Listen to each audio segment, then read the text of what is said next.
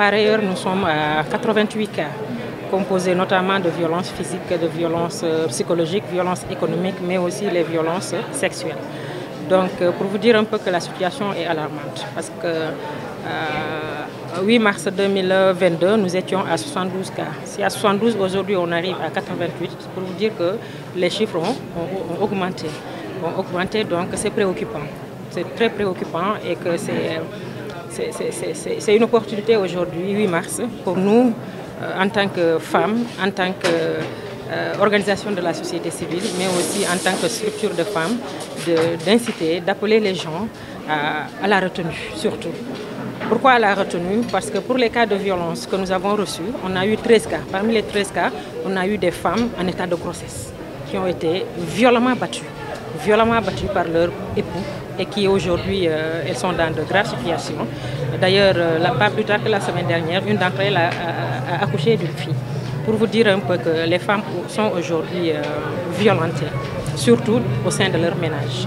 Si on en revient sur les cas de viol, on peut dire qu'aujourd'hui, nous sommes à 19 cas de viol. De 2022 à 2021, nous avons reçu 19 cas de viol. Mais parmi ces 19 cas de viol, on a eu à statuer sur 3 cas. Parmi ces 3 cas, on a eu une condamnation à 10 ans et 2 relax. Mais ces relax n'ont pas été... les accusés ont été relaxés pour le chef de viol.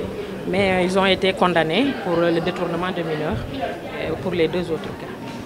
Donc le fort plaidoyer que j'aurais eu à faire, c'est d'appliquer la loi de 2020-05 du 10 janvier 2005 dans toute sa rigueur.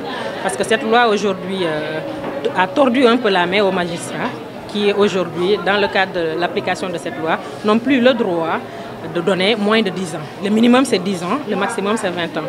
Et si la mort s'ensuit et d'autres violences beaucoup plus atroces jusqu'à la perpétuité. Donc d'abord, j'appelle les autorités judiciaires à l'application de cette loi dans toute sa rigueur. Autre chose aussi, je lance un appel à tout le monde, hein, femmes, hommes, jeunes, filles, garçons, pour que les gens participent à l'éradication de cette violence. En quoi faisant? En dénonçant. C'est parce que seule la dénonciation aujourd'hui peut nous amener à atteindre notre objectif, c'est-à-dire zéro violence un peu partout dans le monde.